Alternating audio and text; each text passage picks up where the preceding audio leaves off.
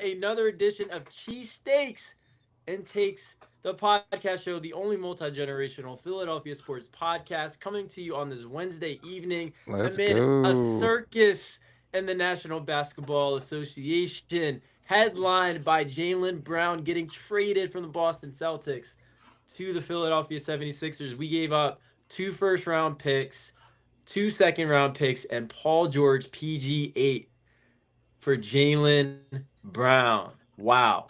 Guys, we're going to start off talking about that trade, what the outlook looks like for the Sixers, what they gave up exactly, because I know, Dad, you sent a little image in the chat as far as what those draft picks look like exactly. But we want to dive into that first and foremost on this episode.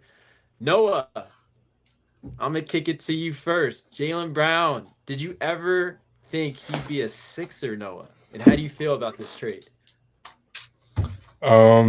This was really unexpected, honestly.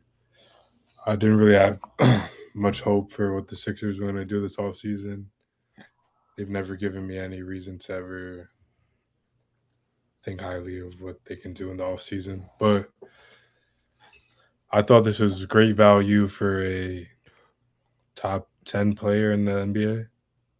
They gave a Paul George who's old and makes similar money to Jaylen Brown and two firsts and 2 seconds, which I don't think was bad. Um, yeah, it still doesn't kind of feel real. I kind of got to sit with it for a little bit, but exciting. That was the biggest thing for me is the what we gave up to get a guy like Jaylen Brown. I mean, Dad, talk to me about what you have been seeing because it sounds like those draft picks are way in the future, gonna be draft picks when all the Sixers current stars are no longer under contract. Stuff we won't have to worry about for a few years, and we get Jaylen Brown for that and give up a guy that we were trying to get off as far as his contract, Paul George. We talked about it. What? How did this happen? I have no idea. I I'm I was not on Twitter. I wasn't looking at ESPN and my phone. I look at my phone and shout out to Hollis, my man Hollis Gilliam, who lives in Atlanta. He's a Sixer fan from Philly. I see his helm. I pick up and he said, "Are you seeing this shit?" And I'm like, "No. What are you talking about?" He's like, "You're joking, right?" I'm like, "No."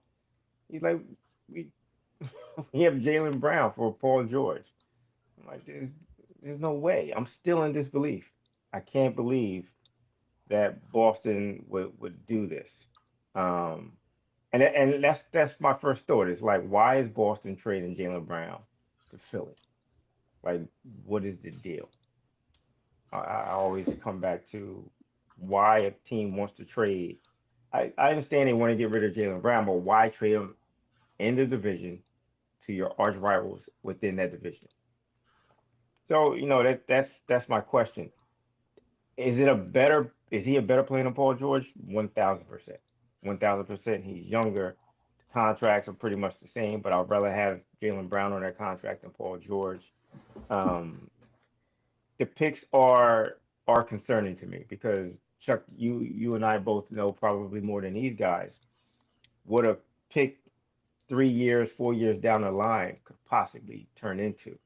We traded in 1978. We traded World Be Free, who was our shooting guard slash point guard, for a future pick in 1984. That pick turned out to be Charles Barkley. Charles Barkley, yeah. So you never know what those picks are going to look like down the line. Having said that, those picks are down the line, and you can say F those picks. Like we have a Finals MVP on our team. He definitely makes our team better on both ends of the floor. I'm curious to see how it's going to work out between the three guys in the backcourt, Maxi, BJ, and Brown. I'm curious to see what kind of attitude Embiid takes on. Maybe this is the first time he really says, "All right, I can actually take a step back from offense and concentrate more on defense and rebounding." Um, there's a lot to think about. I'm still in disbelief that is happening. So, like the picks, earlier I said I don't think they gave up the Clippers pick, but I think most likely what happened is the Sixers are going to give up either their first round pick or that Clippers pick, whichever is more favorable in 2028.